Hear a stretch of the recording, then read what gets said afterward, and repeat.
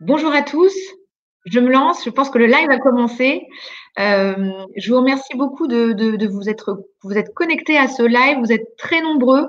On est très content chez Citeo d'organiser ce moment pour vous, avec vous. Je me présente rapidement, moi je suis Adeline Abeg, je travaille au sein de l'équipe communication chez Citeo. Aujourd'hui, pour cette session de questions-réponses, à mes côtés, on vous l'avait promis, je suis avec Valentin Fournel.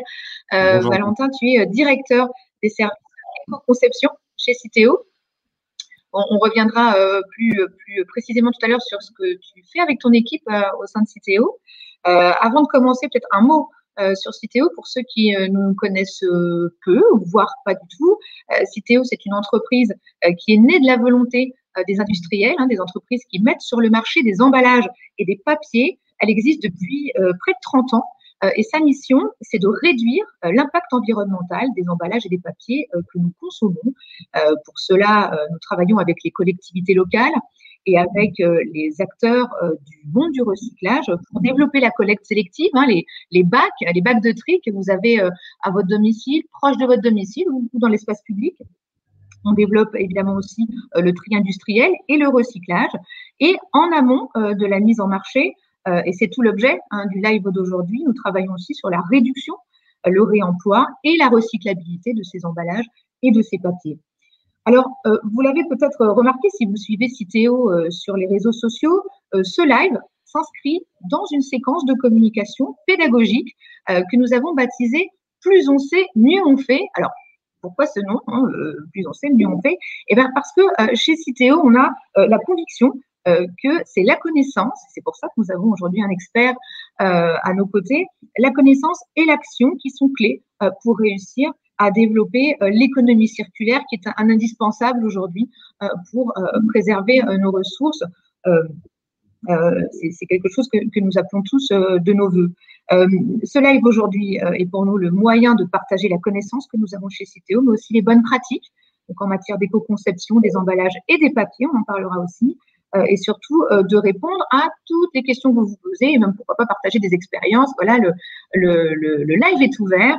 Vous avez pour poser vos questions, vous tapez via les commentaires et nous tâcherons de prendre le plus de questions possible. Valentin, pour commencer, est-ce que tu peux nous dire quelles sont tes missions au sein de Citeo? Oui, bien sûr. Donc, bonjour à tous. Je suis donc Valentin Fournel, directeur éco-conception. Alors, l'équipe éco-conception, aujourd'hui, elle a, on va dire, deux principaux métiers. Le premier, c'est bien de construire la connaissance et également contribuer à faire émerger les solutions de demain concernant donc les emballages et surtout comment réduire leur impact environnemental. Et puis, deuxième point extrêmement important, c'est comment est-ce qu'on va réussir à accompagner les entreprises à passer à l'acte pour faire en sorte que le gisement des emballages ménagers mis en marché change vers plus de recyclabilité, plus de réemploi, moins de matériaux, etc. Alors, on a intitulé ce live à quoi ressemble l'emballage idéal parce que bien, les entreprises, les fabricants, nous, les citoyens, les consommateurs, on est très nombreux à se poser la question, mais c'est quoi cet emballage idéal? Celui qui est emballage idéal du point de vue de l'usage, mais aussi bien sûr du point de vue de l'environnement. On a tous en tête, et en tout cas, on est nombreux aussi à penser qu'il y a trop d'emballages, source de pollution. Donc, on va essayer de resituer un peu le débat, partager de la connaissance. Évidemment, il n'y a pas de solution miracle, Valentin, mais il y a une méthode. Il y a une méthode qui s'appelle l'éco-conception et qui permet quand même d'apporter des réponses à cette question.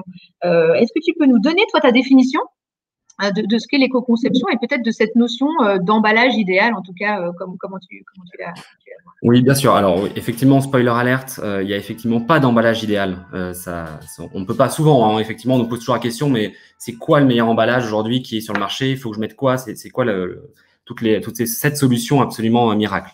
Donc, ça n'existe pas, malgré effectivement certaines allégations qu'on peut voir fleurir sur le marché. Il n'y a pas une solution qui marcherait dans tous les cas de figure, pour toutes les situations, tous les modes de distribution, tous les modes de consommation, tous les produits qu'il y a emballés. En revanche, comme tu le dis effectivement, Adeline, il y a une démarche aujourd'hui qui permet de venir justement mesurer pour son cas particulier quelles vont être d'ailleurs les meilleures solutions. Parce que c'est tout à fait possible qu'il n'y en ait pas qu'une d'ailleurs pour les différents cas de figure. Donc, cette démarche est bien éco-conception et on parle bien là d'une démarche. Souvent, on parle effectivement plutôt de produits éco-conçus. Donc voilà, ce qu'il faut savoir, c'est que faire une démarche d'éco-conception ou faire un exemple, faire un produit éco-conçu, c'est pas la finalité de la démarche d'éco-conception. L'éco-conception, c'est vraiment comment est-ce qu'on arrive à ancrer dans les pratiques en fait de l'entreprise et de la conception même des emballages la dimension environnementale. C'est-à-dire qu'aujourd'hui, on va avoir évidemment dans les cahiers des charges tout un tas de fonctionnalités qu'il va falloir respecter pour bien protéger le produit pendant toute sa durée de vie, pour pouvoir communiquer ensuite aux consommateurs, etc. Et là, ce qu'on propose avec l'éco-conception, c'est de venir en fait rajouter une dimension qui va être systématique et donc dans chaque développement de produit, de venir dire quel va être en fait l'impact environnemental des différentes solutions que je suis en train de développer. Pour, in fine, choisir celle qui va à la fois répondre aux autres fonctionnalités, tout en réduisant l'impact environnemental de la solution qui finalement sera retenue. Donc, ce qu'on cherche, c'est plutôt le juste emballage plutôt que l'emballage idéal. Donc, on pourrait dire le juste emballage. C'est vrai qu'il faut garder en tête, souvent on l'oublie, et c'est vrai qu'aujourd'hui, dans la perception qu'on peut avoir de l'emballage, c'est un peu le sommet de l'iceberg, quelque part. C'est la première chose qu'on voit, c'est la première chose qu'on va jeter, bien souvent, même quand on arrive chez soi, parfois, avant même de mettre ses emballages dans le frigo, on a déjà jeté les emballages. Donc, on se dit, mais en fait, à quoi ça sert? Faut bien quand même garder en tête que l'emballage, évidemment, a une fonction, il y a même plusieurs fonctions. Et que si on regarde l'impact, alors si on se base en point de vue des émissions de CO2, aujourd'hui, l'emballage représente alors avec des grosses guillemets, 10% de l'impact environnemental, en tout cas des émissions de CO2 du produit emballé dans sa globalité. Donc, une fois qu'on a dit ça, ça veut bien dire que la priorité absolue, ça reste de limiter le gaspillage de l'aliment. D'accord? Ce 10%, évidemment, il va être très, très différent en fonction des produits. Pour certains produits, ça va être même encore moins que ça. Pour d'autres, ça va être bien plus. Mais ce qui est vraiment important, c'est qu'il faut quand même éviter tout gaspillage du produit. Or, l'emballage a un rôle clé vraiment pour éviter ce gaspillage tout au long, encore une fois, de la chaîne de valeur. Parce que quand on est consommateur, on ne voit que la fin, mais on ne voit pas du tout ce qui s'est passé avant, sur toutes les différentes étapes. Or, sur ces différentes étapes, très souvent, l'emballage est évidemment primordial et donc on ne peut pas comme ça le supprimer du jour au lendemain. Donc, effectivement, cette notion de juste emballage peut être intéressante, c'est de se dire, OK, quel est l'emballage minimal, en fait, qui me permet de répondre à toutes mes fonctionnalités nécessaires, et ça, c'est très important de garder ce mot de nécessaire, tout en réduisant justement l'impact environnemental de l'emballage au maximum. Alors, quand tu parles d'impact environnemental, quels sont précisément les indicateurs qu'on regarde? Donc, on a bien compris, transporter, conserver, protéger le produit, ça, ce sont les prérequis. Qu'est-ce que je regarde ensuite quels indicateurs je regarde environnementaux pour réduire au maximum les impacts tout en conservant ces fonctions? Alors, c'est une bonne question parce qu'effectivement, depuis tout à l'heure, je parle d'impact environnemental. En fait, il faut effectivement parler d'impacts environnementaux. Il y en a évidemment plusieurs. Et malheureusement, on va dire, il n'y a pas de solution qui permette aujourd'hui d'avoir bon sur toute la ligne, sur l'ensemble des impacts environnementaux que peuvent avoir les emballages. D'accord? Ça, il faut effectivement le garder en tête. Donc, c'est pour ça qu'il n'y a pas une solution miracle. Donc, souvent, ce qu'on va regarder, on va dire, en priorité, mais ce ne sont pas les seuls, ça va être effectivement les impacts, notamment sur les émissions de CO2, avec l'impact qu'on connaît sur le réchauffement climatique, évidemment. On va également regarder l'épuisement des ressources naturelles. Et puis, on va regarder, par exemple, le risque déchets sauvages avec tous les impacts qu'on peut voir sur la biodiversité. Voilà, donc tous ces sujets-là, on va avoir la consommation en eau, évidemment, la pollution même des eaux. Voilà, il y a tout un tas d'indicateurs comme ça qui peuvent être suivis pour mesurer justement les impacts environnementaux des emballages ou des produits de manière générale. Alors, on évoquera peut-être les méthodes, les outils un peu plus tard, peut-être qui nous permettent justement de mesurer, comparer pour choisir, aller vers les bonnes solutions. Mais il y a aussi pour les trouver, ces bonnes solutions, pour essayer de les mettre en œuvre, il y a des leviers. Il y a un certain nombre de leviers. Est-ce que tu pourrais nous dire par quoi on commence quand on veut se lancer dans une démarche d'éco-conception, donc prendre en compte tous ces impacts, j'ai envie de créer un nouveau produit, voilà, je démarre, à quoi je dois faire attention et peut-être dans quel ordre, comment je hiérarchise aussi mes actions? Oui, alors, je pense que déjà la première étape, d'un point de vue vraiment entreprise, quand on se lance dans cette démarche, c'est de bien pouvoir faire un diagnostic de la situation actuelle. Un diagnostic qui va forcément refléter aussi la stratégie à un moment donné de l'entreprise. Donc, qu'est-ce que je veux, sur quoi, sur quels impacts environnementaux je veux agir en priorité. C'est extrêmement important. Ensuite, pour Citeo, en tout cas, nous, ce qu'on va évidemment encourager, ce sont des pratiques dont on sait qu'elles ont un impact négatif, enfin plutôt un impact positif sur l'environnement, c'est-à-dire qu'elles vont permettre de diminuer les impacts environnementaux. Le premier, c'est évidemment la réduction. Ça va être la priorité, toujours priorité des priorités. C'est comment est-ce que j'arrive au maximum à réduire la quantité de matière utilisée pour mes emballages. On reviendra peut-être un peu plus tard sur les différents leviers pour pouvoir réduire ensuite la quantité vraiment d'emballage. Le deuxième levier, ça va être de se focaliser plus sur la fin de vie, de faire en sorte, alors attention, ne dites pas que j'oublie le réemploi, parce que le réemploi est bien dans cette partie de réduction. Ensuite, le deuxième levier, ça va être de travailler sur la fin de vie, donc d'être sûr qu'on arrive à récupérer, si vous voulez, le maximum de matière, ensuite des emballages qui sont mis sur le marché. Et donc là, on va travailler sur la recyclabilité, faire en sorte que mon emballage puisse être recyclé, in fine, pour reproduire de la matière et éviter d'aller puiser dans de la matière vierge. Et puis, troisièmement, c'est également travailler sur l'origine de la matière, donc notamment en essayant d'intégrer plus de matière recyclée, bien évidemment, dans les emballages, lorsque c'est possible, bien évidemment. Et puis quand même le quatrième point qui est aujourd'hui un peu mineur, mais qui a toute son importance quand même, c'est comment est-ce qu'on aide le consommateur à faire le bon geste de tri. Alors ça passe évidemment par de la communication, de la sensibilisation du consommateur pour l'aider à faire ce bon geste, mais ça passe également, pourquoi pas, par l'éco-conception. Je pense qu'on a tous entendu parler des bouchons solidaires qui allaient être obligatoires au niveau européen. Ça fait partie effectivement des actions d'éco-conception qui permettent en fait d'aider le consommateur à faire le bon geste de tri, parce qu'il n'aura pas à laisser son bouchon sur la bouteille, il restera de toute façon avec. On peut effectivement rentrer dans ces leviers, un par un. Tous ouvrent un certain nombre de pistes et de portes pour concevoir le mieux possible les emballages et aussi les papiers, on en parlera. Donc sur la réduction, sur le premier grand R des actions qui sont positives pour l'environnement. Est-ce que tu peux nous dire un peu où on en est en termes de réduction? Alors, il y a deux axes. Il y a la réduction de poids, il y a l'allègement positif pour le fait de préserver de la matière, de ne pas prendre de la matière, notamment de la matière des ressources naturelles. Et puis, la question du nombre d'unités, comment on réduit le nombre d'emballages. Alors, je ne sais pas par lequel tu souhaites commencer. En tout cas, ça peut être intéressant que tu nous brosses un état des lieux. Ils nous disent un petit peu où on en est, parce que sur la réduction de poids, il y a déjà eu beaucoup d'efforts de fait, si tu peux nous donner quelques exemples, et puis nous dire quelles sont les marges de manœuvre. Oui, alors, effectivement, donc sur cet aspect vraiment réduction, il y a plusieurs actions qui peuvent être entreprises. La première, c'est évidemment l'allègement de par la réduction des épaisseurs. Donc ça, je pense, c'est effectivement quelque chose qui est fait de manière régulière en fait par les metteurs en marché, tout simplement parce que c'est aussi un gain économique derrière, non seulement environnemental, mais aussi économique. Donc c'est quelque chose qui a été fait, on va dire, en routine. Je pense, alors les chiffres que je pourrais vous donner, c'est qu'on a vu des réductions, par exemple, sur les bouteilles d'eau, des réductions de 40% des poids des bouteilles. Je pense que voilà, là on arrive, je pense qu'on le voit sur certaines marques, qu'on arrive un peu à la limite d'ailleurs de l'allègement. En termes de préhension notamment. Exactement, pour éviter ce gaspillage, c'est-à-dire que si effectivement, au moment où on ouvre la bouteille, en fait, la moitié de la bouteille se vide parce qu'effectivement, il n'y a plus de rigidité suffisante, forcément, ça pose problème. Donc là, on arrive vraiment à ce niveau un peu limite. Donc, évidemment, l'allègement. Ensuite, il y a tout le système de recharge qu'on voit beaucoup dans les produits d'hygiène, qu'on voit aussi beaucoup dans la cosmétique, avec des fontaines à recharge, par exemple, de Mugler, Chanel aussi, de tout le temps, en fait, proposer ces solutions-là. Je pense que là, c'est extrêmement intéressant parce qu'on vient alléger tellement l'emballage, c'est-à-dire qu'on peut réutiliser le premier contenant, le bidon par exemple, et ensuite on vient effectivement le recharger. On vient tellement diminuer effectivement le poids de l'emballage que c'est intéressant d'un point de vue environnemental ou en tout cas sur l'indicateur émissions de CO2. Ensuite, troisième levier, évidemment, c'est la suppression pure et simple.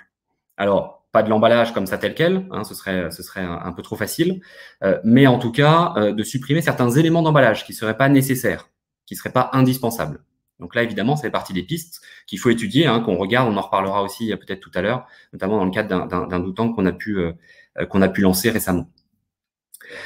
Et puis, le Oui, dernier point qui est pardon. extrêmement important, pardon, c'est effectivement le réemploi qui permet de réduire les emballages mis sur le marché parce que justement, un emballage va faire plusieurs rotations, plusieurs cycles. Et donc, on vient bien réduire la quantité de matière mise sur le marché.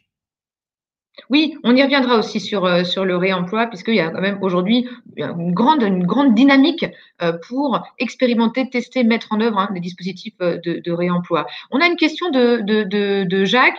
Je pense qu'il n'est pas le seul à se poser la question et qui nous dit un emballage home compost est-il utile? Alors j'imagine que veut nous dire utile du point de vue de la réduction de l'impact environnemental. Et il précise s'il se retrouve dans la filière industrielle, va-t-il être composté?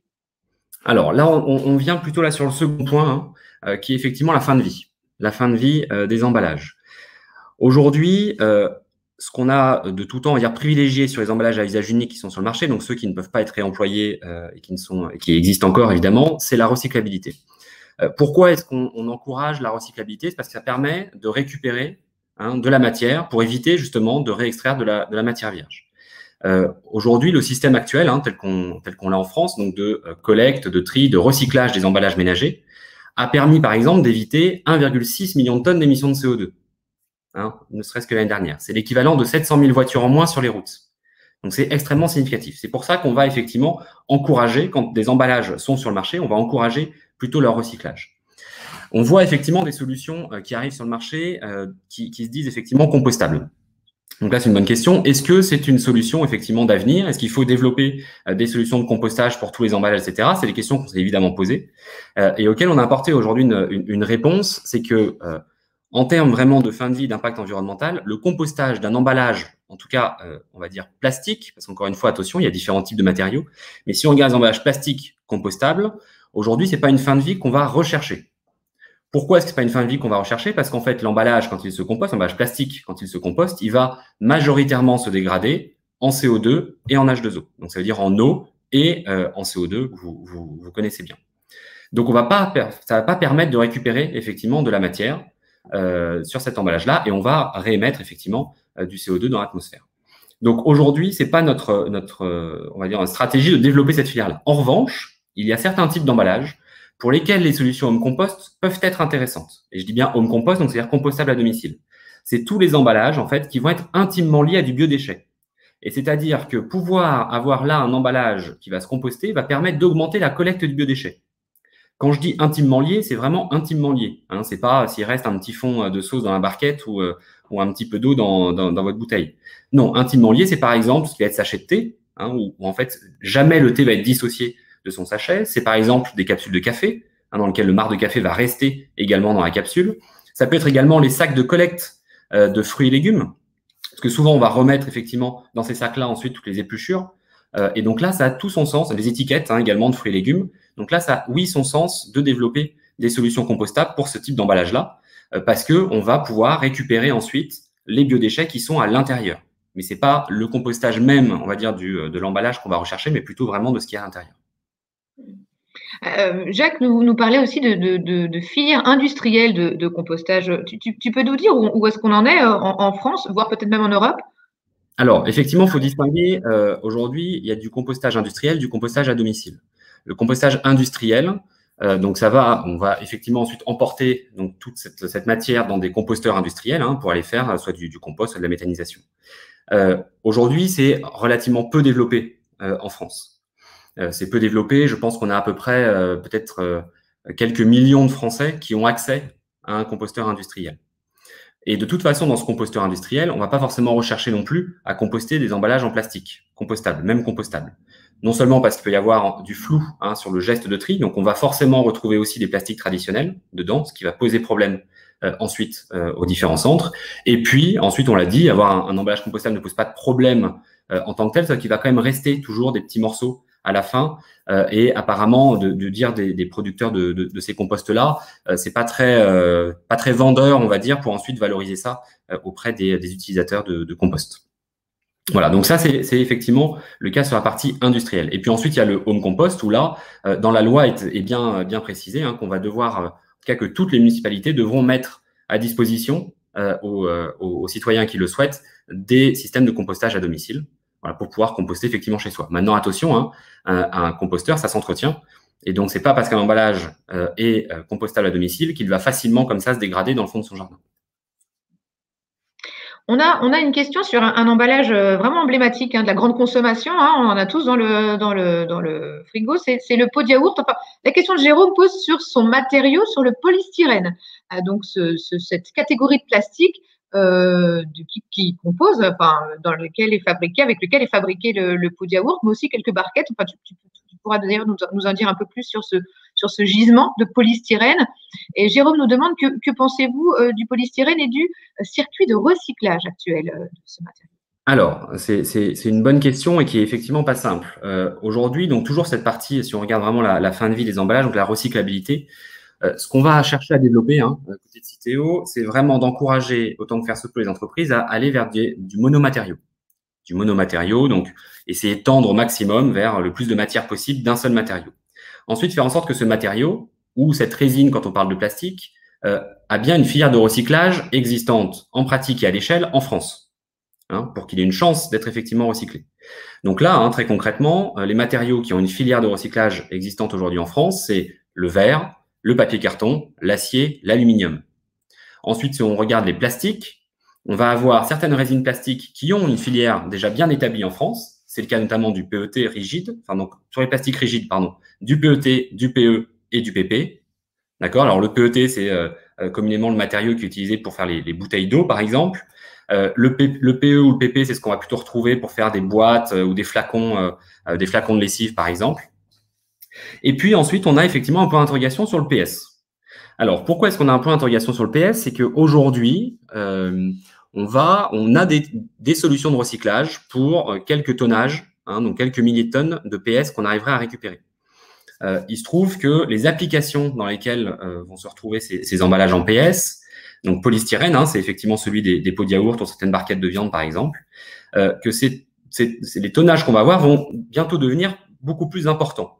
Pourquoi ils vont devenir plus importants? Je ne sais pas si vous êtes familier avec l'extension des consignes de tri, mais on est aujourd'hui en phase en France, on est en train de développer la simplification du geste de tri.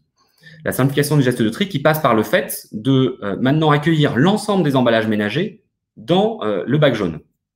C'est-à-dire qu'avant, le bac jaune était un bac de recyclage, c'est-à-dire qu'on ne mettait que ce qui était recyclable dans son bac jaune. Donc ça voulait dire tous les matériaux que je viens de vous citer, et puis uniquement pour le plastique, les bouteilles et les flacons. Pourquoi? Parce que c'était quasiment tous des mêmes matières qu'on sait recycler, donc le PET, le PE et le PP. Et donc, c'était ce qu'il y avait de plus simple à l'époque, et parce que justement le consommateur peut facilement faire ce geste de tri, de dire est-ce que c'est une bouteille ou pas. Il se trouve que dans cette volonté de simplifier le geste de tri, on s'est dit maintenant le bac jaune, ça va plutôt être quelque chose où on va mettre tous nos emballages. C'est un bac de tri. Et c'est plus au consommateur de savoir si l'emballage est recyclable ou non, parce que c'est extrêmement compliqué entre, par exemple, une barquette de fruits et légumes, par exemple, que vous pouvez avoir qui sera en mono-PET ou une autre qui serait en complexe, en plastique complexe. Il n'y a aucun moyen de voir la différence. Et donc, aujourd'hui, on s'est dit, voilà, vous pourrez mettre tous vos emballages dans le bac jaune. C'est le plus simple. Et puis derrière, ce seront les centres de tri qui vont se moderniser, qui vont s'équiper pour pouvoir justement distinguer les différentes résines et faire le distinguo entre celles qui vont se recycler et celles qui ne vont pas se recycler. Voilà, donc ça, c'est l'extension des consignes de tri. On est aujourd'hui à peu près, alors si je ne dis pas de bêtises, on doit être autour des 45% de la population qui sont en extension des consignes de tri. Et on devrait passer 50% d'ici 2021. Et donc la moitié des Français qui peut trier tous les emballages dans son bac. C'est bien ça dont on parle. La moitié en janvier prochain. OK, ça marche. Exactement. Et donc, ce que ça veut dire, c'est bien que derrière, on va aller justement faire cette séparation. Donc, le bac jaune n'est plus un bac de recyclage, mais bien un bac de tri. Et donc, ce sera au centre de tri de faire cette distinction. Et donc là, on va retrouver de plus en plus d'emballages qu'on ne recyclait pas auparavant. Donc, tout ce qui va être les pots et barquettes, par exemple, qu'on ne demandait pas de mettre dans le bac jaune avant et qu'on va retrouver là. Donc, là-dedans, par exemple, les pots en PS vont effectivement augmenter en quantité. Et on sait que les débouchés de recyclage actuels, de recyclage mécanique du PS, ne vont pas permettre d'absorber en fait cette augmentation des tonnages qui vont être collectés. Donc aujourd'hui, on considère qu'il faut absolument développer une autre filière de recyclage pour le PS. Donc il y a tout un groupe, on fait partie, on a créé un consortium avec d'autres acteurs qui sont des metteurs en marché évidemment de polystyrène, donc avec Syndifray également, avec Valorplast, etc., pour justement faire la part des choses sur cette problématique du PS et pour se donner un an pour dire est-ce qu'en fait une solution de recyclage, donc ce sera du recyclage chimique, est-ce qu'une solution de recyclage chimique va voir le jour dans les prochaines années? Si la réponse est oui, super, on va effectivement pouvoir considérer le PS comme étant recyclable. Si la réponse est non, par contre, non, ce ne sera pas le cas. Voilà, j'espère avoir répondu à la question. J'ai fait un beau détour. Et peut-être. On a quelques difficultés techniques, Valentin, on te perd parfois. Ah, est-ce que vous m'entendez? On a quelques difficultés de réseau, on te perd un peu parfois, Valentin. Tu m'entends bien? Moi, je t'entends parfaitement. Ah. D'accord. C'est la tienne. Je reviens juste, tu parlais de... Tu parlais, Valentin, juste pour resituer, parce que ce sont des notions qui sont techniques, pas forcément, et puis certaines sont nouvelles. Le recyclage mécanique, aujourd'hui, dans la famille des plastiques dont tu parlais, il fonctionne très bien, notamment pour les bouteilles et les flacons. On sait parfaitement recycler. Donc, qu'est-ce qu'on fait? On prend la bouteille est triée par le consommateur. Elle est ensuite acheminée vers le centre de tri qui la met en paquet. Elle est revendue à un transformateur, recycleur, on va la faire courte, qui broie la matière en paillettes et qui, pour la réinjecter ensuite dans le circuit de production avec une bouteille en plastique. On sait très bien faire aujourd'hui une bouteille en plastique, par exemple. Donc, on est dans le bottle to bottle, une boucle fermée, parfaitement circulaire. Le recyclage mécanique, tu me dis si je me trompe, il peut avoir certaines limites pour d'autres emballages. Et c'est pour ça, tu parlais de recyclage chimique, on ouvre d'autres voies de recyclage, et notamment pour le PS, c'est une des pistes dans ce grand projet de valorisation du polystyrène dont tu parlais. C'est une des pistes, ce recyclage chimique, on l'appelle aussi moléculaire. Et donc, tu disais, ce projet va étudier aussi cette piste-là. Oui, voilà, exactement. C'est bien l'objectif. Alors, on pourrait se demander pourquoi est-ce qu'on s'acharne en fait sur le PS. Pourquoi est-ce qu'on ne supprime pas tout simplement en fait le PS? Il se trouve qu'aujourd'hui, en fait, le PS a tellement été déjà optimisé que là, d'un point de vue même environnemental, le fait aujourd'hui de basculer, par exemple, du PS sur d'autres solutions qui seraient recyclables, que ce soit d'autres résines plastiques comme le PET, comme le PP, voire sur du papier carton, en fait, ça augmenterait la quantité d'emballage mis sur le marché. C'est-à-dire que les pots sont tellement légers, il y a tellement peu au final de matière déjà dedans, que le fait de basculer, effectivement, entraînerait quasiment un doublement en fait des quantités, des tonnages mis sur le marché pour ce type d'emballage. Et c'est évidemment ce qu'on veut éviter, en lien avec ce dont on parlait tout à l'heure sur la réduction. Donc c'est pour ça qu'on essaye d'abord de mettre vraiment toutes les chances de notre côté sur cet aspect recyclage du PS. Et donc effectivement, oui, recyclage chimique. Faut comprendre que le recyclage mécanique, c'est exactement comme tu l'as décrit. Donc une fois qu'on va réussir à trier les différentes matières dans les centres de tri, donc on va avoir tout un flux sur le PET clair par exemple, on va avoir un flux sur le PE, sur le PP, etc., sur les papiers cartons, sur l'alu, sur l'acier. Ensuite, ça va partir chez des recycleurs. Et dans le cadre du plastique, effectivement, ces recycleurs vont les laver, vont les broyer, vont faire fondre ensuite ces granulés pour en refaire effectivement d'autres objets ou d'autres emballages. Or, dans les emballages, on sait bien que c'est jamais 100% d'une seule matière. D'accord? Il y a toujours besoin de barrières, par exemple, de mettre des barrières à l'oxygène, des barrières à l'eau, des barrières, bref, à toutes sortes de gaz. Et donc, c'est ces barrières-là qui peuvent venir effectivement apporter un peu de difficulté ou en tout cas limiter, on va dire, certains débouchés de recyclage notamment. Et donc, c'est pour ça que le recyclage chimique peut être une solution effectivement intéressante. Elle sera toujours complémentaire, par contre, au recyclage mécanique. Elle ne viendra jamais remplacer le recyclage mécanique. Bon, merci pour ces précisions. On reviendra sur ce sujet dans un autre live là, très prochainement. On a pas mal de questions, Valentin, donc on va resserrer un petit peu les réponses et prendre vos questions. Qu'est-ce qu'on peut faire avec les emballages secondaires, nous demande Sophie. Est-ce qu'on peut aussi les optimiser? Alors, oui, bien sûr. De manière générale, je pense que de toute façon, il faut toujours chercher à optimiser tous les emballages, qu'ils soient primaires, secondaires, tertiaires, dès lors que c'est possible. C'est bien parti, effectivement, de cette réduction qu'on recherche. Alors, ça dépend après ce qu'on appelle secondaire, parce qu'il y a toujours des définitions un peu différentes sur les primaires, secondaires, tertiaires. Ce qu'on cherche à faire là, nous, on a lancé là avant l'été, juste avant l'été, un doutangle sur la réduction à la source, pour essayer justement d'approcher en fait cette notion d'élément indispensable, nécessaire, d'utilité absolue de l'emballage, enfin voilà, pour essayer justement de comprendre comment est-ce qu'on arriverait à définir des critères qui permettent de dire si un emballage est de trop ou pas? Donc, on a travaillé avec un groupe, hein, avec beaucoup d'entreprises. Il y avait également des ONG, on avait des partenaires, startups, etc., pour justement essayer de se poser ces questions-là. On est arrivé à, je crois, 27 critères pour essayer de définir si l'emballage était vraiment indispensable ou pas. Et surtout, derrière, des prototypes d'outils pour essayer justement d'aider les entreprises derrière à évaluer sur leurs emballages est-ce qu'il est de trop ou pas. Donc, c'est un sujet qui n'est pas simple parce qu'on voit bien que sur les emballages, hein, pour rappel, on a aujourd'hui 5 millions de tonnes d'emballages mis sur le marché. Sur 5 millions de tonnes, on en recycle 3 millions de tonnes.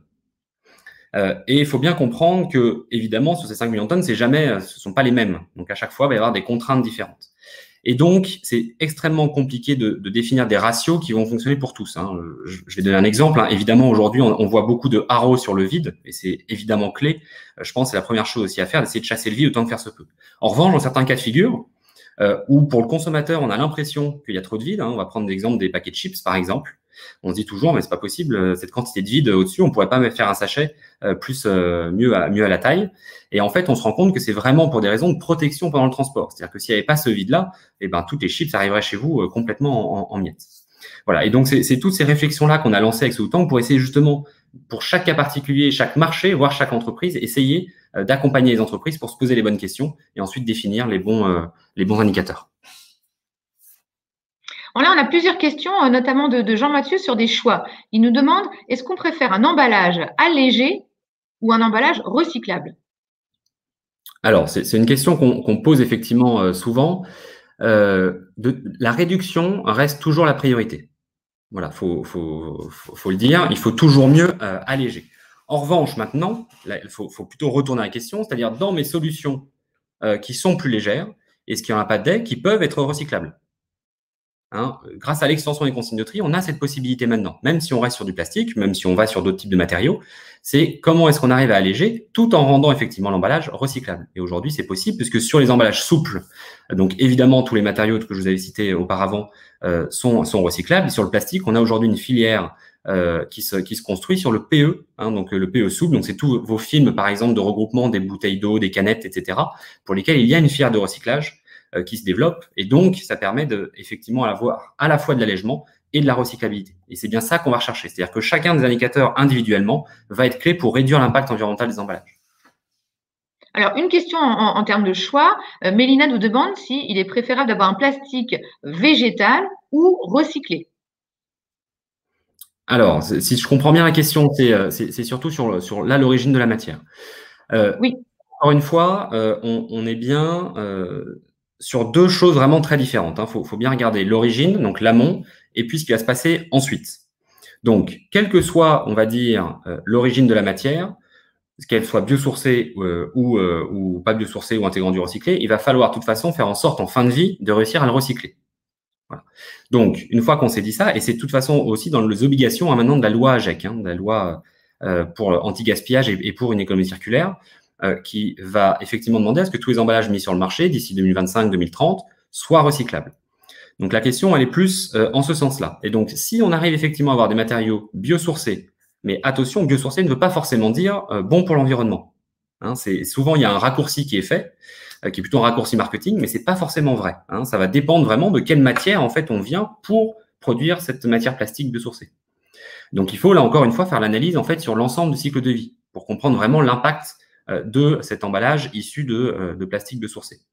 Et puis l'intégration de recyclé, bien évidemment, si c'est possible, c'est très vertueux, ça nous permet directement d'avoir un débouché, hein, et donc d'entretenir en fait cette boucle vertueuse du recyclage. Alors, tu parlais de la loi AGEC, hein, de la loi sur le anti-gaspillage et pour une économie circulaire. Ophélie nous demande, alors rapidement là aussi Valentin, quelles actions chez Citeo sont faites pour accompagner les entreprises dans la transition, hein, il y a beaucoup d'éléments dans cette loi AGEC, dans la transition écologique qui sont donc un certain nombre de mesures données par cette nouvelle loi. Et donc, comment sommes-nous aux côtés des entreprises, quel accompagnement pour aider les metteurs en marché à opérer cette transition? Alors, le premier accompagnement, déjà, on va dire, c'est essayer d'éclaircir ce que ça veut dire aujourd'hui cette loi AGEC. Donc, il y a encore des choses pour lesquels on n'a pas de réponse. On attend par exemple encore la publication du décret 3R, c'est-à-dire un décret qui doit fixer des objectifs en termes de réduction, de réemploi, de recyclabilité. Donc là, la manière dont nous, on peut aider les entreprises, elle va être double. C'est tout d'abord sur cette partie connaissance. Qu'est-ce qu'on arrive à développer? Donc, c'est développer les systèmes adéquats. On a parlé sur le recyclage, on a beaucoup de projets aujourd'hui pour développer des solutions de recyclage, pour développer des emballages mieux recyclables, ou en tout cas qui puissent intégrer des filières de recyclage. Et puis, un point extrêmement important sur le réemploi. On a peu parlé encore aujourd'hui, c'est évidemment un axe stratégique extrêmement fort. C'est-à-dire que le réemploi, quand il est bien fait, et c'est ça qu'il faut réussir à définir, est évidemment extrêmement vertueux parce qu'on va limiter la quantité de matière utilisée pour les emballages. En revanche, ça pose énormément de questions. C'est-à-dire quel dispositif faut-il mettre en place pour que ce réemploi soit vertueux? Et ça demande vraiment de repenser tous les modèles en fait aujourd'hui, à la fois de consommation et de distribution. On imagine bien que si un producteur d'un certain produit se trouve en Alsace et que l'emballage va être en fait consommé à Brest, eh ben évidemment, on ne pourra pas retourner en fait l'emballage réemployable vers cette usine-là pour qu'il soit rempli. Donc, il faut mettre en place tous ces systèmes intermédiaires pour essayer d'avoir des boucles le plus locales possible. Voilà. Justement, on a plusieurs questions qui traitent du réemploi et Elouane nous demande comment supprimer le carton transportant les UVC, les emballages dans le domaine de l'agroalimentaire. Des emballages qui servent au transport, au stockage chez les fournisseurs des clients. Est-ce que là aussi, le réemploi peut être une solution pour ce type d'emballage-là? Bien sûr, en fait, tout peut être une solution pour tout. Je pense qu'on est vraiment dans un stade aujourd'hui où, en fait, on est dans chercher les solutions, chercher le maximum de solutions. Donc, sur ces emballages, effectivement, industriels et commerciaux, on voit des solutions qui émergent. Une des startups, par exemple, qui était finaliste du dernier Circular Challenge, était Pandobac, qui propose justement ces solutions de bacs comme ça réemployables. Donc, aujourd'hui, en fait, on voit une multitude d'initiatives, de solutions qui viennent sur le marché. Et on va être bientôt dans une phase d'essayer de voir, OK, lesquelles ont le plus de sens dans quelle situation. D'accord? Et donc, qu'est-ce qu'on arrive à vraiment développer pour être sûr qu'on va identifier pour différents cas de figure, pour chaque entreprise, pour chaque cas particulier, la bonne solution. Et c'est notamment ce à quoi sert aussi notre Circular Challenge, qui est ce programme d'accompagnement justement des startups qui permet d'aller sourcer les startups partout dans le monde avec des solutions pour l'économie circulaire, que ce soit en éco-conception, en recyclage, en collecte, tri, etc. Pour justement ensuite les mettre en relation avec tous les acteurs de l'écosystème et essayer de faire émerger les solutions les plus intéressantes. Et puis, je reviens peut-être à la question juste avant, parce que je n'ai pas fini complètement de répondre. Ensuite, sur les services. Donc là, je parlais vraiment de la R&D. Comment est-ce qu'on arrive justement à construire en fait ce système de demain, qui est extrêmement important. Et ensuite, il y a effectivement les services. C'est-à-dire comment est-ce qu'on accompagne les entreprises vraiment pour les aider à basculer vraiment et à changer les gisements mis en marché. Et donc là, on a notamment des outils qui existent, qui sont mutualisés, qui sont mis à disposition de tout le monde, qui sont vraiment en open source. L'outil BI, par exemple, qui va permettre d'évaluer les impacts environnementaux justement de ces emballages. Donc, c'est un peu une mini ACV spécifique sur l'emballage. On va avoir l'outil TRI qui va bientôt être mis à jour avec une nouvelle méthodologie pour évaluer la recyclabilité de ces emballages. On va avoir un outil FIL, plutôt là pour essayer de se lancer dans une démarche d'éco-conception, pour s'aider à se poser les bonnes questions. Et puis après, on a tout un tas effectivement de webinars, de formations qu'on met à disposition pour justement pouvoir essayer de vous accompagner en fait, entreprise, dans ces démarches-là. Donc, faut surtout pas hésiter à nous solliciter. Stéphane nous dit comment considérez-vous la réutilisation d'un emballage? Donc là, on est bien dans le domaine du réemploi. Tu peux nous dire dans quelle mesure Citeo accompagne aussi le développement de projets, d'expérimentation, de projets pour proposer des offres d'emballage réemployables aux consommateurs? Oui, alors, ça a commencé, on va dire, que là, c'est un sujet quand même qui est assez nouveau, on va dire, à cette échelle-là. Évidemment, il y a beaucoup d'initiatives qui existent depuis déjà très longtemps, mais dans le fait de justement le développer à si grande échelle, puisqu'on a des objectifs aussi dans la loi AGEC. Pour rappel, 5% des emballages doivent être réemployables d'ici 2023 et 10% d'ici 2027. Donc, il faut maintenant vraiment passer à l'échelle. Donc, on a commencé par des appels à projets, essayer de suivre justement des projets comme Loop, par exemple, comme Usage également, comme Squeeze. Donc, tout un tas de projets comme ça qui nous permettent déjà de comprendre ce qui est en train de se mettre en place et ce qui justement va se développer. On a lancé un AMI également en partenariat avec l'ADEME sur le réemploi des emballages en verre. On réfléchit d'ailleurs, pourquoi pas d'ailleurs à l'étendre. Enfin, il y a tout un tas de réflexions comme ça qu'on peut mener sur le réemploi. Et on va devoir, de toute façon, même développer le système de demain parce qu'on nous demande aujourd'hui de faire aussi des standardisations, des standards en fait d'emballage réemployable. Donc, c'est évidemment un sujet qui est extrêmement stratégique et sur lequel on va avancer là très très vite, hein, parce que c'est bouillonnant. Hein. On peut parler des initiatives qui se sont mises en place. Vous avez certainement parlé, donc évidemment parler de Loop avec Carrefour, on peut parler de Biocop avec Usage, avec Tribala également sur le projet Zero Waste. On peut parler de ce qui s'est passé au Monoprix là avec ce système de consignes, soit pour recyclage, soit consignes pour réemploi. Il y a eu les initiatives avec Franprix Darwin et Usage sur justement des barquettes de salade réemployables, etc. Oui. Donc, on aura là aussi, on consacrera un temps sur le réemploi dans le cadre de cette séquence. Plus on sait, mieux on fait. Comment le sujet est connexe, comment nous demande aussi Stéphane, comment on considère la consigne? Le sujet est connexe au réemploi. Quel est l'avis de Citeo sur la consigne? Oui, alors effectivement, c'est une bonne question. C'est-à-dire qu'aujourd'hui, on voit quand même que, je vous le disais tout à l'heure, on a 5 millions de tonnes d'emballage mis sur le marché, on en recycle 3 millions de tonnes. Ça veut dire que c'est un taux de recyclage de 70%, et qui évidemment varie en fonction des matériaux. Sur le plastique, par exemple, on va avoir, alors de fait de l'extension des consignes de tri, on va vraiment avoir deux niveaux de recyclage. On va avoir les bouteilles et flacons avec un taux de recyclage à 61%. Et puis tous les autres emballages plastiques, mais qui n'étaient pas dans le bac jaune auparavant et qui commencent à l'être, avec un taux de recyclage de 6%. Donc, on voit qu'il y a énormément d'efforts à faire. Ne serait-ce que pour le 61% des bouteilles et flacons, qui sont depuis déjà très longtemps dans le bac jaune et qu'on recycle depuis longtemps, on voit que c'est pas suffisant. On a maintenant un objectif au niveau européen qui a été fixé, qui est d'atteindre un taux de collecte pour recyclage des bouteilles de boissons de 90% d'ici 2019. Clairement, ce taux de 90%, pour l'atteindre, aujourd'hui, en tout cas, on ne connaît pas d'autre solution que de mettre en place effectivement la consigne. Donc, la consigne peut être utilisée pour recyclage ou pour réemploi. Donc, je pense que dans cette volonté de performance et d'atteindre ces objectifs réglementaires au niveau européen, oui, la consigne est une nécessité. Delphine et Sophie nous demandent, est-ce qu'il faut favoriser, là on revient, on en parlait tout à l'heure sur le renouvelable, le biosourcé, est-ce qu'il faut favoriser des matériaux biosourcés ou des matériaux recyclés? Alors, c'était effectivement déjà la question de tout à l'heure, donc je ne vais pas me répéter, mais faut faire… Resituer ce qu'on entend par biosourcé, voilà, l'amont.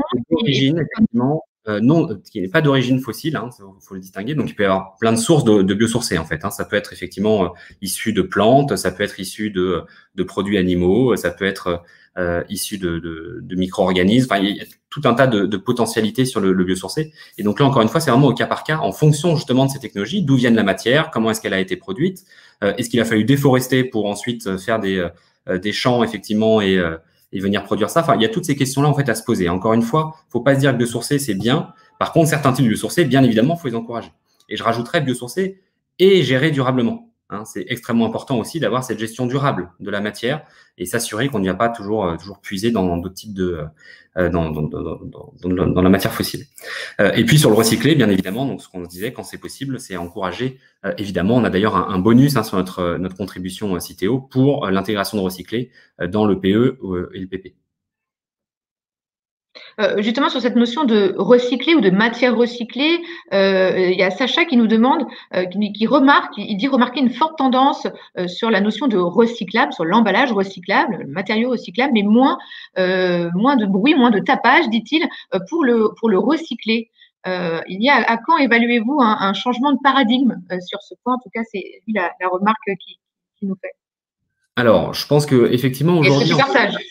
Il y a un peu une double question derrière ça. C'est-à-dire que je pense que dans certains types d'emballage, il y a beaucoup de communication quand même sur l'intégration de recyclé. Je pense qu'aujourd'hui, notamment les bouteilles en PET, on le voit quand même beaucoup. Il y a d'ailleurs certaines entreprises, PepsiCo par exemple, sur son Lipton, qui est passé sur les bouteilles intégrant 100% de RPET, donc ça veut dire du PET recyclé, issu du recyclage. De même pour certaines bouteilles Vitel. Voilà, donc il y a énormément d'efforts qui sont faits et beaucoup d'entreprises communiquent effectivement là-dessus. En revanche, pour les autres emballages, on est d'abord dans cette quête, effectivement, de recyclabilité. C'est-à-dire que comme ils viennent d'arriver dans le bac jaune, quelque part, on va d'abord s'assurer, faire en sorte que tous ces emballages-là puissent avoir une fière de recyclage et surtout puissent s'intégrer dans les fières de recyclage existantes, en fonction de tous les éléments associés, par exemple. Ces emballages vont avoir souvent des encres, des étiquettes, des opercules, des bouchons, etc. Et donc, il faut s'assurer que tous ces emballages-là, que tous ces éléments ne viennent pas perturber le recyclage. Donc, c'est pour ça qu'aujourd'hui, je pense qu'il y a en fonction des différents types d'emballage, on va soit avoir la priorité sur le recyclable, soit sur l'intégration de recyclé, mais les deux ne sont pas du tout, peuvent aller de pair. Hein. Et donc, je pense qu'on va d'ailleurs voir l'émergence même d'intégration de recyclé aussi sur les autres emballages autres que bouteilles et flacons dans les mois, années à venir. Florence nous questionne sur les actions des fabricants d'emballages en plastique et nous demande quelles sont les actions, si tu peux nous donner quelques exemples, qui sont faites par ces fabricants d'emballages en plastique pour répondre à l'ensemble de ces évolutions dont nous parlons. Oui, alors évidemment, tout le monde en ce moment évolue. Hein. Il y a pas le choix. Hein. On est obligé d'évoluer. Donc, on travaille, nous, beaucoup. On a beaucoup d'appels à projets sur l'éco-conception dans lesquels les fabricants d'emballages sont impliqués, bien évidemment. Et donc, en fait, là, l'énorme changement, surtout qu'on voit sur ce marché, ça va être, dans un premier temps, de développer des emballages recyclables. Donc, ça veut dire notamment essayer de simplifier au maximum, en fait, les résines utilisées et ces emballages utilisés. Hein, sachant que c'est un changement de paradigme assez fort parce que la spécificité de chaque fabricant était plutôt dans justement un peu ces recettes et toutes les fonctionnalités qu'ils arrivaient à apporter à un emballage. Là, on va plutôt vers cette réflexion de simplifier au maximum l'emballage pour justement il soit le plus facilement recyclable, mais sans dégrader non plus ses fonctions. Donc ça c'est un vrai casse-tête, mais sur lequel ils travaillent. Et puis, il y a évidemment ensuite des réflexions sur la substitution pour des emballages qui ne seraient pas recyclables. Est-ce que j'arrive à trouver effectivement soit une autre résine plastique recyclable, soit est-ce que je vais vers d'autres matériaux, hein, d'autres matériaux qui, eux, ont une fibre de recyclage et puissent intégrer ensuite ces fibres de recyclage. On prend deux questions là, avec des réponses assez courtes, si tu le veux bien. Gwendoline nous demande, que pensez-vous des outils d'éco-conception qui sont propres aux marques? Et elle cite un exemple, L'Oréal avec l'outil Spot. Alors, c'est évidemment des outils qui sont extrêmement intéressants parce que ça aide justement ces entreprises-là dans leur démarche d'éco-conception et de s'assurer que tout nouveau développement va dans le bon sens et qu'on ne va pas venir dégrader certains impacts, certains indicateurs environnementaux. Donc oui, c'est extrêmement intéressant et en plus, ce qui est d'autant plus intéressant, c'est que L'Oréal maintenant a été à l'initiative aussi, à l'origine de l'initiative SPICE, avec Cantis, justement pour essayer de développer un outil qui ensuite puisse servir à l'ensemble de la profession. Hein, et dans lequel Citeo est bien évidemment impliqué. Donc, c'est évidemment, ça va dans le bon sens, c'est extrêmement intéressant. Une autre question, quelle est la disponibilité et le prix du plastique recyclé aujourd'hui en France? C'est vrai qu'on dit c'est bien d'intégrer plus de matières recyclées, là, notamment sur le plastique, mais est-ce possible? Alors oui, c'est effectivement un des points un peu critiques en ce moment. Hein. C'est qu'on va effectivement avoir une telle pression sur la demande en recyclé que souvent le plastique recyclé est beaucoup plus cher que le vierge. Donc, est-ce que c'est un frein à l'intégration de recyclé? Oui, très certainement. Et surtout, à développer des travaux de recherche, notamment pour essayer d'augmenter cette quantité d'incorporation de recyclé. Aujourd'hui, sur les bouteilles, justement, et sur le PET, on va dire que ça n'empêche pas à ce que le marché, quand même, bascule. Donc, c'est pas encore un frein, parce que c'est parce que, justement, la demande est tellement forte qu'il y a aussi ces coûts-là. En revanche, sur les autres, oui, évidemment, c'est un problème. Ça montre qu'il y a sur le long terme un problème effectivement de soutenabilité, on va dire, des filières de recyclage. Et donc, c'est extrêmement important. Il faut essayer de l'adresser. Et c'est notamment pour ça aussi qu'on lance ces bonus sur l'intégration de recyclé. C'est justement pour encourager les entreprises à justement passer le pas et justement essayer d'intégrer plus de recyclé. Mais il faut aussi… Alors justement, on a une question sur…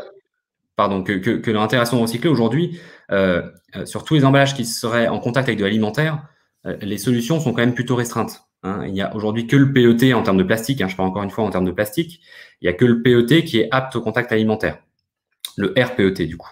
Voilà, donc les questions se posent et donc il y a des projets en cours justement pour essayer de trouver des technologies de décontamination sur du PE par exemple qui permettraient justement plus facilement de réintégrer du recyclé en contact avec l'alimentaire. Et puis évidemment, après, il y a tous les autres matériaux. On parle beaucoup du plastique, mais c'est aussi des questions qui se posent sur le verre, évidemment, où il y a déjà, je pense qu'en moyenne, il y a à peu près 70% de réintégration de verre dans les emballages. C'est le cas également dans l'acier. Dans l'aluminium, il y a des projets aussi en cours pour augmenter cette partie de réintégration d'aluminium recyclé dans les emballages spécifiquement. Dans le papier carton, bien évidemment. Donc voilà, c'est quelque chose de vraiment de transversal à l'ensemble des matériaux. Donc, on a répondu à la question de Mélanie sur quelles sont les contraintes pour intégrer du recyclé, notamment dans les produits agroalimentaires, avec un certain nombre de normes et de limites. Tu nous disais qu'il y avait pas mal de R&D en ce moment et des projets qui vont aboutir et qu'on va avancer sur cette question. On le disait aussi, le système de bonus-malus stimule la demande. Emmanuel nous demande si tu peux redéfinir en quelques mots ce principe d'éco-modulation, donc de bonus-malus qu'on applique aux emballages et au papier aussi d'ailleurs. Oui, vous avez raison, c'est très important parce que donc faut bien comprendre qu'aujourd'hui, comme l'a dit Adeline en introduction, les entreprises donc, qui mettent sur le marché les emballages ménagers financent le dispositif en très grande partie par le biais de contributions payées à Citeo, en l'occurrence. Il se trouve que cette contribution, alors comment est-ce qu'elle est calculée? Elle va être en fait fonction de trois grands pans de tarifs. Le premier, c'est qu'il y a un tarif par matériau qui va être au poids. D'accord? Donc, plus on va mettre d'emballage ou de poids d'emballage sur le marché, plus évidemment, ça va coûter cher. Le deuxième, c'est fonction du nombre d'unités d'emballage. Ça veut dire que plus on va mettre d'unités d'emballage dans une UVC, par exemple, et plus la contribution va être élevée. Donc, on encourage là à réduire au maximum, en fait, le nombre d'unités d'emballage contenues dans une UVC. Et puis enfin, en troisième, c'est l'éco-modulation, ce qu'on appelle l'éco-modulation, un nom un peu barbare, où c'est effectivement ce principe de bonus-malus, c'est-à-dire des bonus pour encourager les bonnes pratiques. Donc, par exemple, aujourd'hui, on a un bonus pour toutes les actions de réduction de poids, suppression d'unités d'emballage non indispensables, etc. On va avoir un bonus justement sur l'intégration de matières recyclées pour le PE, le PP et bientôt le PS. Et puis, on a également un bonus pour le fait d'imposer, par exemple, l'infotri sur l'emballage, pour aider le consommateur à faire le bon geste de tri. Voilà. Et puis, sur les malus, ce qu'on va chercher à faire, là, c'est vraiment d'éviter toute association dans les emballages qui va venir justement perturber le recyclage de ces emballages-là. Voilà, donc par exemple, je vais vous donner un exemple, mais l'aluminium dans le PET, aujourd'hui, ça fait l'objet d'un malus, parce que ça vient vraiment perturber le recyclage du PET chez les recycleurs, donc on veut absolument éviter ça. Et aujourd'hui, ces leviers, ils fonctionnent. Est-ce qu'effectivement, ça incite, ça pousse à passer aux bonnes pratiques? Oui, bien sûr. Oui, ça fonctionne. Je pense que c'est la contribution, on va dire, aujourd'hui, Citeo est de plus en plus pilotée aussi par les entreprises. Et donc, savoir que tel ou tel changement d'emballage va venir avoir un tel impact sur la contribution et donc sur l'économie de l'entreprise, c'est effectivement important. On voit par exemple, pour vous donner quelques résultats, le fait d'avoir mis le bonus sur l'infotri, donc sur le fait de mettre une infotri sur les emballages. On est passé donc en 2012, c'était la première année, on était à peu près à quelques pourcentages d'emballages mis sur le marché qui avaient l'infotri. Et là, l'année dernière, on était à plus de 50% de tous les emballages mis sur le marché qui avaient cette infotri. Donc, on voit que ça a vraiment incité les entreprises à mettre en avant cette sensibilisation du consommateur. Et puis, sur les malus, oui, on voit à chaque fois qu'on met un malus qu'il va y avoir tout de suite un mouvement. En fait, c'est un signal vraiment qu'on envoie au marché pour dire, attention, là, il ne faut pas y aller. Et outre le malus, de toute façon, ce qui est malusé en général va venir aussi impacter la recyclabilité. Et donc, ce sera plus compliqué de dire que l'emballage est recyclable. Tu parlais de communication, d'infotri, donc d'information auprès du consommateur pour guider son geste de tri, l'aider à bien trier. Quand je mène aussi une action d'éco-conception, comment je peux en parler? Y a-t-il des règles à respecter pour bien en parler aux consommateurs? Les consommateurs ont envie de bien consommer, de mieux consommer, de faire les bons choix pour l'environnement. Et donc, d'ailleurs, on trouve sur un certain nombre d'emballages des informations, certes sur la consigne de tri, mais aussi sur la conception, l'éco-conception de l'emballage. Là aussi, comment on s'y prend pour avoir une communication juste, adéquate? Oui, alors je pense effectivement c'est important à mettre en avant. On voit fleurir un peu partout des allégations qui parfois sont un petit peu limites. Donc je pense que c'est extrêmement important de garder en tête il y a des règles, évidemment des règles existent pour pouvoir communiquer sur l'action d'éco-conception. Il faut absolument les observer. On a d'ailleurs un guide, je pense, sur les allégations responsables, sur la communication responsable. On a tout un cycle de webinars et de formation, donc n'hésitez surtout pas à le consulter. Mais il faut évidemment que l'allégation soit proportionnée, qu'on ne vienne pas dire cet emballage sauve la planète, par exemple. Non, c'est pas possible en fait. Ça ne marche pas comme ça, c'est faux. Il faut évidemment que l'allégation soit précise, sincère, transparente, objective. D'accord? Donc, par exemple, quand on va essayer de réduire la quantité de son emballage, le poids de son emballage, on va pas juste dire moins de matière. Voilà, il faudrait préciser aussi de combien est-ce qu'on a réduit par rapport à l'emballage d'avant, à quoi est-ce qu'on se compare, etc. Donc, il y a effectivement ces règles qui sont extrêmement importantes et qu'il faut suivre. On va prendre une dernière question avant de clore, Valentin. Emmanuel nous demande si on a des informations, quel est le calendrier en fait sur les prochaines dates de publication des décrets qui sont liés à la loi AGEC. Alors, on n'a pas forcément les dates exactes. En revanche, ceux qu'on va pouvoir effectivement attendre, notamment sur le décret 3R, normalement est censé arriver là d'ici fin d'année, donc dans les quelques mois à venir. Et il me semble qu'il y a encore d'autres décrets d'application d'ailleurs qui doivent suivre, hein. Je crois qu'au total, il y avait 80 et quelques décrets qui étaient prévus dans la loi AGEC. Donc voilà, qui sont arrivés au fil de l'eau, hein, en fait, pendant tout l'été, et là qui vont encore s'étendre jusqu'à la fin d'année. Très bien. Eh bien, merci beaucoup. Merci Valentin. Merci à tous. Alors évidemment, on a essayé de prendre un maximum de questions. On va prendre le temps de répondre à toutes les questions qu'on n'a pas pu traiter pendant ce live. Continuez aussi à nous en poser et puis continuez à nous suivre sur les réseaux sociaux, notamment sur LinkedIn, parce qu'on parle très souvent d'éco-conception et ça ne va pas s'arrêter. La semaine prochaine, on parlera d'un autre sujet qui est lié. On a déjà pas mal parlé des plastiques. Aujourd'hui, donc un live avec le directeur scientifique de Citeo, Carlos de los Llanos, sur les emballages en plastique, sur leur recyclage et la réduction de leur impact. Prenez date. Le prochain live, ce sera le 14 octobre. On vous en reparlera, on vous tient informé. Et on aura aussi le 28 octobre de nouveau un live avec Sophie Fabre qui nous parlera de réemploi. Merci beaucoup à tous. Très bonne journée et à bientôt pour les prochains lives. Merci à tous. Bonne journée.